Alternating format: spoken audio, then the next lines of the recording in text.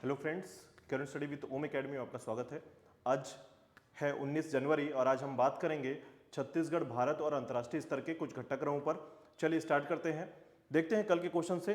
तो देखिएगा, कल के क्वेश्चन को स्टार्ट करने से पहले मैं आपको बता दूं कि हमारा जो करंट अफेयर है इन प्रमुख बिंदुओं को केंद्रण करके बनाया जाता है। मुख्यतः हम प्रमुख योजनाएं, चर्चित अभियान, नियुक्तियां, उपलब्धियां, चर्चित व्यक्ति, बजट, चुनाव, निधन, खेल एवं खिलाड़ी, रचनाएं, प्रशासनिक निर्णय, पुरस्कार, महोत्सव, आर्थिक सर्वेक्षण और नवीनतम जिले के साथ साथ विविध घटनाक्रमों पर भी अपने करंट अफेयर को तैयार करते हैं।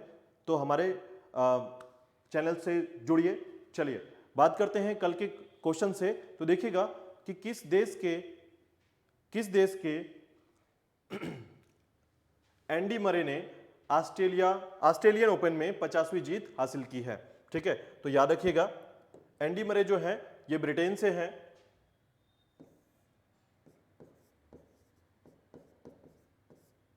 ठीक है, और याद रखिएगा कि ये 3 बार ऑस्ट्रेलियन ओपन जीत चुके हैं।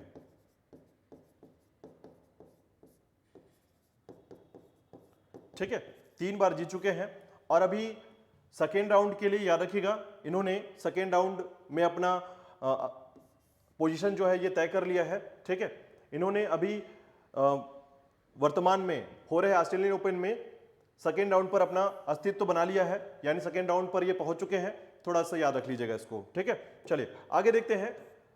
छत्तीसगढ़ के क्रम पर किस पोर्टल के माध्यम से प्रदेश का पहला टीका बेबी आसिका को लगाया गया। ठीक है, याद रखिएगा। तो इसका नाम है, पोर्टल का नाम है यूविन पोर्टल। याद रखिएगा यूविन पोर्टल। चलिए देखिएगा, यूविन पोर्टल के तौर पर विस्तार में राजनांदगांव जिले में बेबी आसिका को यूविन पोर्टल में रजिस्टर्ड कर वैक्सीनेशन कर दिया गया। ठीक है, यह यूविन पोर्टल से छत्तीसगढ़ में लगने वाला पहला टीका रहा है। इसे आने वाले समय में पूरे जिले में लागू किया जाएगा।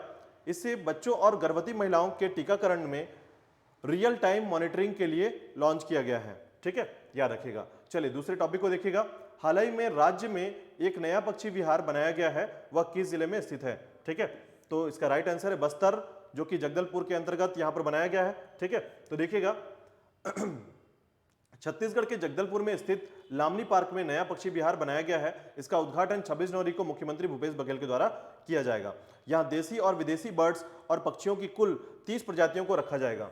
ठीक है, चलिए छत्तीसगढ़ के किस उद्यान में चमगादड़ की एक विशेष प्रजाति पाई गई है।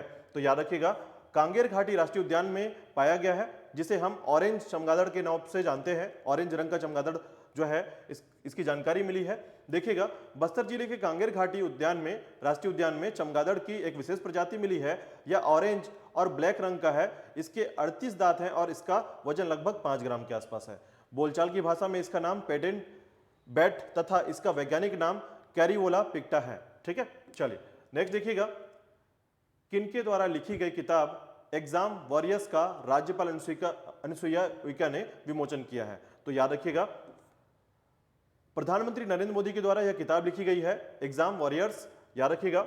ठीक है, तो देखिएगा राज्यपाल के राजभवन में प्रधानमंत्री नरेंद्र मोदी के द्वारा लिखित किताब एग्जाम वॉरियर्स का 18 जनवरी को विमोचन किया गया। उन्होंने बताया कि किताब में विद्यार्थी का अभिभावकों के लिए 34 मंत्र दिए गए हैं, जो परीक्षा के समय होने वाले भय और तनाव के प्रबंधन में सहायक होंगे। ठीक है, चलिए आगे पॉइंट को देखिएगा। कोंडागांव जिले में बोर्ड परीक्षाओं के बच्चों के लिए बेहतर मार्गदर्शन हेतु किस नवीन योजना का शुभारंभ किया गया है। तो ई गुरु शिष्य योजना। याद रखिएगा ई गुरु शिष्य योजना। देखिएगा इसके विस्तार पर, कोंडागांव जिले में बोर्ड परीक्षाओं के पूर्व बेहतर परिणामों हेतु बच्चों को उत्कृष्ट विषय शिक्षकों का मार्गदर्शन मिलेगा। इस हेतु जिले के कलेक्टर दीपक सोनी ने ई गुरु शिष्य योजना का शुभारंभ किया है।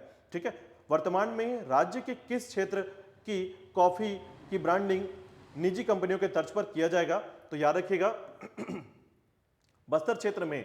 ठीक है, तो बस्तर क्षेत्र में कॉफी की ब्रांडिंग होगी अब। ठीक है, देखिएगा राज्य सरकार और जिला प्रशासन के सहयोग से अब बस्तर के 200 एकड़ में कॉफी की खेती की जा रही है, जिसमें दरभा, कोलेंग, कांदानार इलाके भी शामिल हैं। अब यहां निजी कंपनियों की तर्ज पर कॉफी की ब्रांडिंग की जाएगी। देश के विभिन्न शहरों में आउटलेट्स खुलेंगे। इसकी शुरुआत साल 2017 में प्रायोगिक तौर पर उद्यानिकी विभाग ने 20 एकड़ की कॉफी में खेती करके की थी। ठीक है, चलिए देखिएगा विश्व स्तर पर अच्छा प्रदर्शन करने वाला मध्यम वर्गीय एयरपोर्ट की सूची में भारत के किस एयरपोर्ट को 9वां स्थान प्राप्त हुआ है? ठीक है, तो राष्ट्रीय क्रम की घटनाक्रम में देखिएगा जयपुर इंटरनेशनल एयरपोर्ट, याद रखिएगा। तो मध्यम वर्गीय एयरपोर्ट की सूची में भारत के किस एयरपोर्ट को 9वां स्थान प्राप्त हुआ है? तो जयपुर इंटरनेशनल एयरपोर्ट। चलिए बात करते हैं विस्तार पर। देखिएगा वर्ष 2022 में राजस्थान के जयपुर इंटरनेशनल एयरपोर्ट को एविएशन एनालिटिक्स कंपनी सीरियम ने 10 सबसे अच्छे प्रदर्शन वाले मध्यम वर्गीय एयरपोर्ट की सूची में शामिल किया है, जबकि इस लिस्ट में कोची एयरपोर्ट को 18वां स्थान मिला है। चलिए बात करते हैं नेक्स्ट फैक्ट पर। देखिएगा सांसद खेल महाकुंभ का आयोजन किस राज्य में किया गया है? ठीक है, देखिएगा उत्तर प्रदेश। उत्तर प्रदेश में सांसद खेल महाकुंभ 2022-23 का आयोजन किया गया है। देखिएगा उत्तर प्रदेश के बस्ती जिले में 18 जनवरी 2023 को दूसरे चरण के सांसद खेल महाकुंभ का शुभारंभ किया गया, जो 28 जनवरी तक चलेगा। इस इवेंट में 30 खेल होंगे, जिसमें लगभग 53,000 खिलाड़ी भाग लेंगे। इसकी शुरुआत वर्ष 2021 में बीजेपी लोकसभा सांसद हरीश द्विवेदी के द्वारा किया गया था। ठीक है, चलिए नेक्स्ट देखिएगा यूटीटी राष्ट्रीय रैंकिंग चैंपियनशिप अंडर 15 बालक और बालिका खिताब किसने जीता है? देखिएगा इसमें राइट आंसर है पुनीत विश्वास और शुभ्रांकिता दत्ता। चलिए देखिएगा विस्तार पर बात करते हैं। पश्चिम बंगाल के पुनीत विश्वास और शुभ्रांकिता दत्ता ने इस प्रतियोगिता में अंडर 15 बालक और बालिका वर्ग का खिताब जीता है। यह प्रतियोगिता 18 जनवरी 2023 को बड़ोदरा में हुआ। चलिए बात करते हैं नेक्स्ट। देखिएगा कि हाल ही में किसे फेडरल बैंक लिटरेरी अवार्ड 2023 से सम्मानित किया गया है? ठीक है, याद रखिएगा फेडरल बैंक लिटरेरी, तो नाम है इनका लेखक के वेणु, याद रखिएगा लेखक के वेणु। चलिए देखिएगा विस्तार में बात करते हैं। प्रसिद्ध लेखक के वेणु को उनकी आत्मकथा, ठीक है, और इन्वेंशन नति नथे कथा के लिए फेडरल बैंक लिटरेरी अवार्ड 2023 से सम्मानित किया गया है। यह कार्यक्रम केरल लिटरेचर फेस्टिवल के हिस्से के रूप में आयोजित किया गया था, जिसमें फेडरल बैंक के अध्यक्ष बाल गोपाल चंद्रशेखर ने उन्हें यह पुरस्कार प्रदान किया है। ठीक है, चलिए देखिएगा नेक्स्ट टॉपिक। भारत का पहला राष्ट्रीय मूल्यांकन नियामक परख किसके द्वारा जारी किया गया है? तो याद रखिएगा एनसीईआरटी के द्वारा जारी किया गया है। ठीक है, केंद्र सरकार के द्वारा शिक्षा प्रणाली। देखिएगा कि national council for education research and training ने भारत का पहला राष्ट्रीय मूल्यांकन नियामक परख जारी किया है। यह सभी मान्यता प्राप्त स्कूल बोर्डों के लिए छात्र मूल्यांकन के लिए मानदंड, मानक और दिशा निर्देश स्थापित करने पर काम करेगा। ठीक है, चलिए नेक्स्ट देखिएगा किस मेडिकल स्कूल और यूनिवर्सिटी के ज्वाइंट शोध से बूढ़े चूहों को वापस युवा बनाने की सफलता मिली है? तो अंतरराष्ट्रीय घटनाक्रम पर देखिएगा हार्वर्ड मेडिकल स्कूल और बोस्टन यूनिवर्सिटी के द्वारा, याद रखिएगा। देखिएगा विस्तार में बात करते हैं। वैज्ञानिक पत्रिका सेल में इस शोध का नाम loss of epigenetic information as cause of mammalian aging रखा गया है। शोधकर्ता डेविड सिंक्लेयर के द्वारा बताया गया कि अब मानव को फिर से युवा बनाया जा सकेगा, परंतु इस पर अभी प्रयोग किसी मानव पर नहीं किया गया है। ठीक है, चलिए नेक्स्ट देखिएगा विश्व की सबसे उम्रदराज महिला का 118 वर्ष की उम्र में निधन हो गया। ठीक है, कौन थी वो? तो उनका नाम था ल्यूसिल रेंडन। ल्यूसिल रेंडन, याद रखिएगा। हाल ही में ल्यूसिल रेंडन का 118 वर्ष की आयु में निधन हुआ। यह फ्रांस देश की नन और विश्व की सबसे उम्रदराज महिला थी।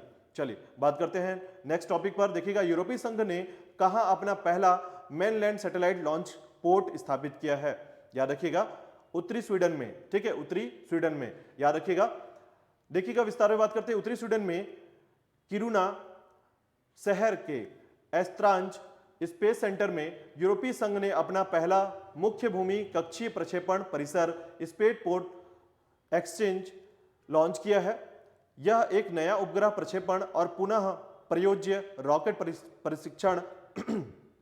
परीक्षण सुविधा है। ठीक है, चलिए नेक्स्ट टॉपिक पे देखिएगा। डोपिंग एजेंसी ने किस भारतीय महिला को धाविका को, याद रखिएगा, किस भारतीय महिला धाविका को अस्थायी रूप से निलंबित कर दिया है? तो इसका आंसर कमेंट बॉक्स में जरूर दीजिए। ठीक है, मिलते हैं कल नए करंट अफेयर के साथ। धन्यवाद।